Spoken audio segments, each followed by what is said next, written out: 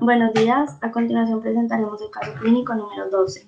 Nuestro grupo está conformado por Andrés Valencia, Leslie Escobar, Lizeth Parra, Rosa Sánchez, Juliet Viveros y Santiago Rico.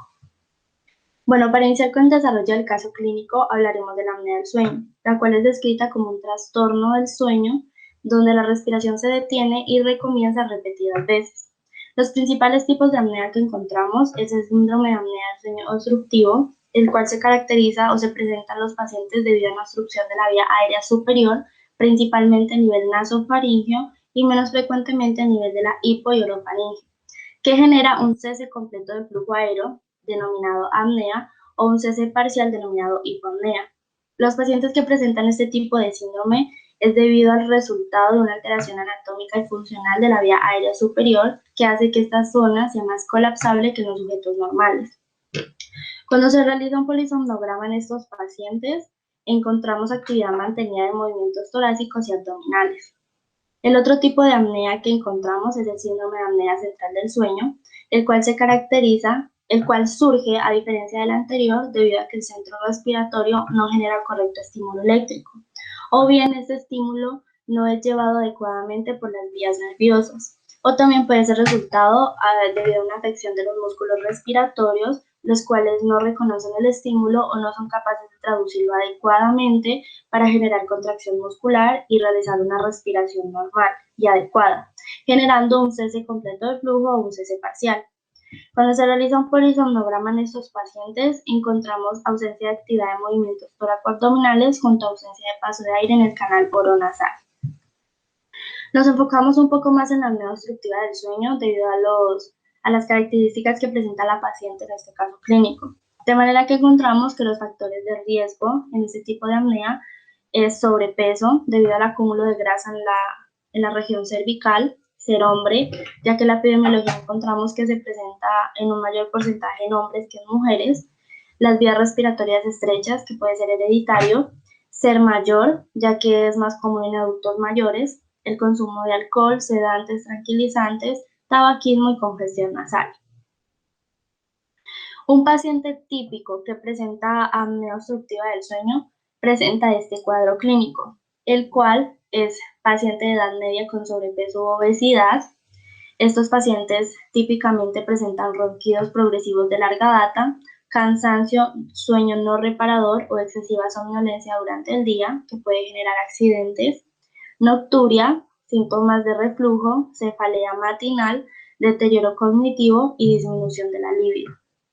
Dos factores esenciales deben ser tenidos en cuenta a la hora de estudiar la fisiopatología del síndrome de apnea obstructiva, que son las alteraciones anatómicas y la disminución o ausencia del control neural. Bueno, tenemos que la vía aérea superior es una estructura formada por nariz, faringe y laringe. Estas estructuras pueden estar involucradas en la obstrucción del paso en el aire en el síndrome de apnea obstructiva. Bueno, tenemos que la nariz consta de estructuras rígidas como el septum nasal y la pirámide ósea. Dichas estructuras pueden sufrir modificaciones y generar obstrucciones. También tenemos que la faringe es una estructura muy importante a evaluar. Es un cilindro constituido por tejido músculo-facial delgado que se engrosa al nivel de la línea media en su porción posterior, constituyendo la fascia bucofaringea. Ese aspecto debe ser tenido en cuenta, pues debido a dicha conformación blanda, representa la porción más dinámica del tracto respiratorio superior. Por otro lado, a nivel de la hipofaringe se encuentra la lengua. Y allí tenemos un grupo muscular importante que se incluye en el músculo geniogloso, que ese es el mayor dilatador de la vía aérea. La capacidad contráctil de ese músculo puede estar disminuida en los pacientes con síndrome de apnea obstructiva. También se encuentra la epiglotis, que en algunas oportunidades ofrece grados de colapsabilidad importantes. Tenemos que el músculo dilatador más estudiado pues, es el geniogloso y su adecuada contracción parece ser necesaria y suficiente para mantener la vía aérea abierta durante el sueño. Pues vale la pena resaltar también que la hipoxia y el ronquido generan daño en la placa neuromuscular, lo que aumenta la fatiga muscular. Eso ocurre en especial en los músculos dilatadores cuya actividad durante el sueño es esencial para mantener la permeabilidad de la vía aérea superior. Bueno, para comprender el dinamismo de la vía aérea superior, se tiene que entender el modelo de Starling, donde la vía aérea a nivel de la hipofaringe es un tubo colapsable al interior de una cámara rígida, esto a nivel de la región cervical. Bueno, la presión por arriba de la faringe equivale a la atmosférica y la porción por debajo a la traqueal. Al mismo tiempo se generan dos tipos de presiones, la intraluminal, que tiene que abrir la vía aérea superior, y la extraluminal, que tiende a cerrarla. La diferencia entre estas dos da como resultado la presión transmural, que determina el diámetro de la vía aérea superior. Bueno, la presión a la cual se genera una obstrucción o colapso se llama presión crítica, siendo más positiva en pacientes con síndrome de apnea obstructiva que en individuos sanos. También tenemos que la longitud de la vía aérea superior es un factor muy importante, pues es más larga y genera mayor predisposición a la obstrucción. Otro aspecto a tener en cuenta es la posición supina, que genera una redistribución de fluidos y tejidos blandos en dirección anteroposterior, originando mayor tendencia al colapso. La inspiración ocurre gracias a que se genera una presión intrapulmonar subatmosférica, la cual va a facilitar el flujo del aire hacia la vía aérea debido a ese gradiente de presión que se está generando. La vía aérea inferior permanece permeable al flujo del aire incluso durante una presión subatmosférica porque ella cuenta con un soporte cartilaginoso a lo largo del árbol traqueobronquial.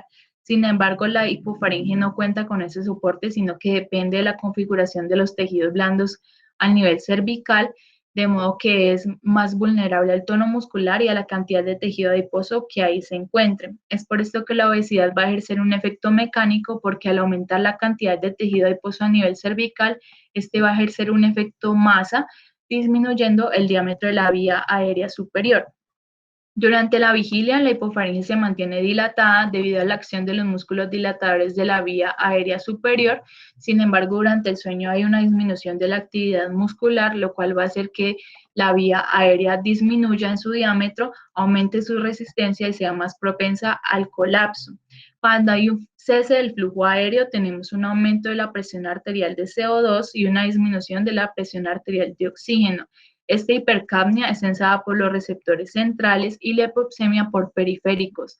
Ambos van a enviar una alarma al sistema nervioso central para que éste aumente el impulso respiratorio central, pero si este impulso no es suficiente, entonces va a haber una activación de la corteza que genera un alertamiento para aumentar el tono de la musculatura estriada y finalizar el evento obstructivo. Sin embargo, pues si esto se presenta repetidas veces durante la noche, va a haber un fraccionamiento del sueño, el cual pues va a ser referido por el paciente como un sueño poco reparador y una somnolencia diurna excesiva. Durante el sueño REM se ha encontrado que hay una mayor tendencia hacia la generación de apneas debido a que hay una atonía de la musculatura estriada. También se ha visto que hay procesos GABAérgicos sobre la motoneurona del par craneal 12, el hipogloso encargado de la inervación de la lengua, de modo que vamos a encontrar una lengua poco tonificada que va a caer hacia la pared posterior de la faringe, generando el bloqueo. En condiciones de no obesidad, pues un aumento del volumen pulmonar desplaza las estructuras mediastinales caudalmente, lo cual ejerce un efecto mecánico sobre el área, la vía aérea superior, debido a que aumenta el área transversal de esta. Sin embargo, en personas con obesidad, el volumen pulmonar está disminuido, por lo que no se va a poder ejercer este mismo efecto y pues va a agravar aún más el evento obstructivo. En la regulación de la hipoxia intermitente se genera una policitemia, un mecanismo inducido por la eritropoyetina. Esta va a estimular las unidades formadoras de colonias para la producción de eritrocitos. El estímulo para que ocurra esto debe durar al menos 6 horas y el efecto se ve aproximadamente a los 4 días. La normalización de esto es por medio del modelo de la neocitólisis, en la que hay una sobreproducción de mitocondrias que ya va a hacer que no se necesite tanta maquinaria de eritrocitos, se genera una citólisis y de esta manera pues se va a regular las concentraciones normales de hemoglobina. Paciente femenina de 40 años de edad con peso de 130 kilogramos y estatura de 160 centímetros y un índice de masa corporal de 50.8, es decir, que la paciente presenta obesidad mórbida desde los 20 años. Durante los últimos 6 meses le ha faltado cada vez más el aire con cualquier esfuerzo que realice. Su frecuencia de respiración es de 24 veces por minuto. Se queja de que se duerme con mucha facilidad durante el día, hasta en el volante. Ahora miremos los exámenes de laboratorio. La radiografía de tórax y el electrocardiograma nos muestran anomalías, no nos muestran ninguna anomalía y tiene los siguientes valores de gasometría, todos a nivel del mar mientras respiraba aire ambiente. Se observa una insuficiencia respiratoria. con presión de oxígeno menor a 100 milímetros de mercurio y con una hipercapnia, es decir, un incremento en la presión de dióxido de carbono superior a 45 milímetros de mercurio y una saturación baja, es decir, que se evidencia un desbalance respiratorio con tendencia a la acidosis, ya que el pH está en el límite inferior. Para comprender estos aspectos, recordemos que la paciente presenta obesidad y este es un aspecto que se relaciona directamente con el colapso de las vías respiratorias debido a la disminución normal del tono y por ende del diámetro de las vías de conducción, evento que sucede durante el sueño y es llamado apnea del sueño. Teniendo en cuenta lo anterior, vemos que dicho aumento local de la resistencia de las vías respiratorias produce un aumento de la constante de tiempo para el patrón respiratorio, aspecto que, como vemos, se está compensando con un llenado y un vaciado incompleto por parte de los alveolos, es decir, que se incrementa su volumen residual, disminuyendo la ventilación en estos, aunque se esté evidenciando una frecuencia respiratoria de 24 respiraciones por minuto, es decir, una taquipnea. La concentración de hemoglobina, pues es normal. Miremos que la paciente se ingresa a una evaluación más exhaustiva, es decir, que se le realiza una oxigenoterapia mientras recibe 2 litros por minuto de oxígeno a través de una sonda nasal. Sus análisis en sangre muestran lo siguiente: un pH de 7.33, una presión de dióxido de carbono de 71 milímetros de mercurio, una presión de oxígeno de 88 milímetros de mercurio y una saturación de oxígeno del 92%. Se le realiza una polisonografía donde el flujo del aire cesa mientras los movimientos de la pared torácica aumentan, se repite a lo largo de toda la noche y la duración es de 10 a 45 segundos. Termina con un fuerte ronquido y el flujo del aire se reanuda. Durante este cese de aire, la saturación de oxígeno es del 72%. Ahora, analicemos la espirometría, donde se define que la paciente presenta alteraciones restrictivas, considerando que el índice de TIFAU. En estos datos de la espirometría podemos ver que en el índice de TIFAU hay una relación entre el volumen expiratorio forzado y la capacidad vital forzada. Si nos vemos y preguntamos esta relación, en esta paciente está mayor al 70%, es decir, tiene un 78%. Ahora nos preguntamos cómo está esa capacidad vital forzada. Vemos que está menor al 80%, es decir, de un 78%, es decir, que está disminuida, indicándonos un patrón restrictivo, ¿sí? Estas alteraciones en el mecanismo respiratorio son consecuencia de una disfunción en el intercambio del gas y la restricción del volumen pulmonar está a expensas de la capacidad residual funcional y el volumen de reserva expiratoria. Esto es porque el depósito de grasa que rodea el tórax y el abdomen reduce la capacidad torácica y aumenta la presión intraabdominal. Ambos factores limitan la expansión del diafragma, lo que produce una respiración superficial. Diagnóstico de SAOS. La sospecha clínica de SAOS debe ser confirmada mediante mediciones objetivas para definir la mejor estrategia de tratamiento utilizando métodos validados y reproducibles. En la tabla 9-1 encontramos los criterios para su diagnóstico. Consiste en los síntomas diurnos, nocturnos y la monitorización de 2 momentos, que es en pacientes sintomáticos cuando es mayor a 5 episodios de hipopnea o de apnea o en pacientes asintomáticos cuando es mayor o igual a 15 episodios por hora. En la tabla 1, que está en la esquina inferior derecha, vemos cómo se compara el impacto de la obesidad sobre 3 aspectos de la medicina respiratoria: apnea obstructiva del sueño, síndrome de superposición, que es EPOC más apnea obstructiva del sueño, y síndrome de hipoventilación. Además, se evidencian los cambios en la función pulmonar y la presión alveolar de CO2, tanto nocturna como diurna. Es evidente que a medida que aumenta el índice de masa corporal, aumenta la presión alveolar de CO2 en estos 2 momentos. En la parte inferior observamos 3 test diagnósticos y predictores como el Stop Bank, el cual es una herramienta que consiste en 4 preguntas de respuesta dicotómicas, sí y no, y luego se agregaron parámetros antropométricos, lo que incrementó la sensibilidad y el valor predictivo positivo de esta escala. También hay otros test como el test de la Sociedad Americana de Anestesiología, es una lista de chequeo, y también tenemos el test del sueño de Edward, el cual es un cuestionario que incluye 8 preguntas para evaluar la propensión de la somnolencia diurna o la somnolencia, o el adormecimiento, perdón. Tenemos la polisomnografía, que es la prueba diagnóstica gold estándar para el diagnóstico de SAOS en pacientes adultos, la cual debe ser realizada en horas de las noches y debe ser por lo menos en un registro por un periodo no menor de 6 horas. Esto incluye variables que se censan al mismo tiempo, tanto fisiológicas, cardiorrespiratorias, neurológicas y respiratorias, que incluyen, por ejemplo, un electroencefalograma, un electrocardiograma, un electromiograma y una oximetría de pulso. Se considera entonces apnea en esta prueba cuando existe una caída de señal del flujo mayor del 90% de la línea de base por al menos de 10 segundos.